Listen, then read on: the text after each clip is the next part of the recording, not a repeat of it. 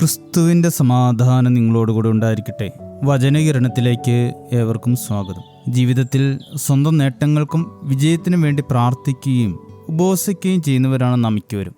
എന്നാൽ പ്രാർത്ഥനയും നോമ്പും കേവലം വ്യക്തിപരമായ ആവശ്യങ്ങൾക്കപ്പുറം മറ്റുള്ളവരുടെ അനുഗ്രഹത്തിനു കൂടി വേണ്ടിയുള്ളതാണെന്ന് വിശുദ്ധ ഗ്രന്ഥം നമ്മെ ആവർത്തിച്ച് പഠിപ്പിക്കുന്നുണ്ട്. ഇതിന് ഏറ്റവും വലിയ ഉദാഹരണമാണ് ദാനിയേൽ പ്രവാചകന്റെ ജീവിതം. പ്രവാസത്തിന്റെ കൈപ്പേറിയ നാളുകളിൽ തൻ്റെ ജനം അനുഭവിക്കുന്ന കഷ്ടതകൾക്ക് കാരണം അവരുടെ തന്നെ പാപങ്ങളാണെന്ന് ദാനിയേൽ തിരിച്ചറിഞ്ഞു. ദാനിയേലിന്റെ പുസ്തകം 9-ാം അധ്യായത്തിൽ നാം കാണുന്നത് ഹൃദയം തകർന്ന് വിലപിക്കുന്ന ഒരു പ്രവാചകനെയാണ്.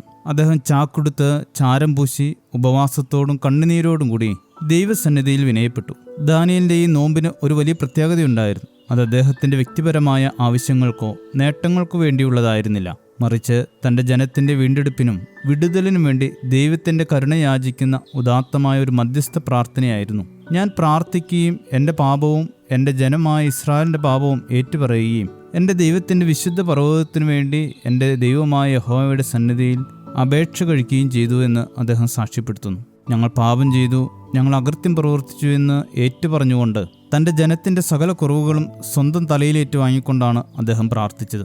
നോമ്പിലെ ഏറ്റവും മൂല്യമേറിയ പ്രാർത്ഥന ഇപ്രകാരമുള്ള മധ്യസ്ഥതയാണെന്ന് ദാനിയേൽ തൻ്റെ ജീവിതത്തിലൂടെ ലോകത്തിന് കാട്ടിക്കൊടുക്കുന്നു. ദാനിയേലിന്റെ വിനീതമായ അപേക്ഷകൾ സ്വർഗം ഉടനടി കേട്ടു. അദ്ദേഹം പ്രാർത്ഥിച്ചുകൊണ്ടിരിക്കുമ്പോൾ തന്നെ ദൈവം മറുപടിയുമായി ദൂതനെ അയച്ചു. നമ്മുടെ നോമ്പും പ്രാർത്ഥനയും പലപ്പോഴും സ്വന്തം താല്പര്യങ്ങൾക്ക് മാത്രമായി ചുരുങ്ങിപ്പോകാറുണ്ട്. എന്നാൽ മറ്റുള്ളവരുടെ വേദനകളിൽ പങ്കുചേരുന്നതും അവർക്കായി കണ്ണുനീരോടെ മധ്യസ്ഥ വഹിക്കുക എന്നതും നോമ്പിന്റെ ഭാഗമാണ്.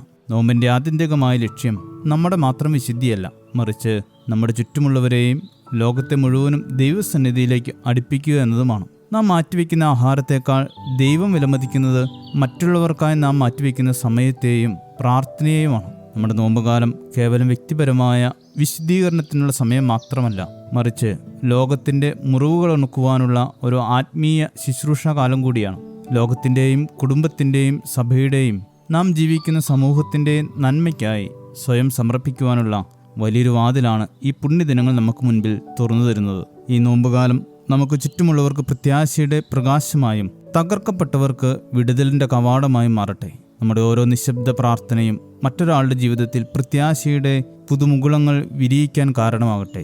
സ്വാർത്ഥതയുടെ ചങ്ങലകൾ പൊട്ടിച്ച് സ്നേഹത്തിൻ്റെ വക്താക്കളായി നമുക്ക് ഈ ആത്മീയ യാത്ര തുടരാം. ശുഭദിനം നേരുന്നു.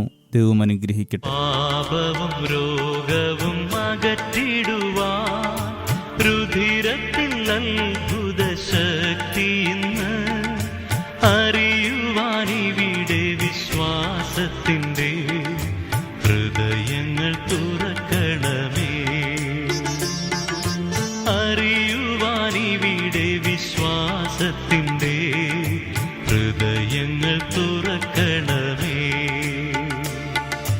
കേൾക്കണേ എൻ പ്രാർത്ഥന, നൽകണേ എൻ യാചന.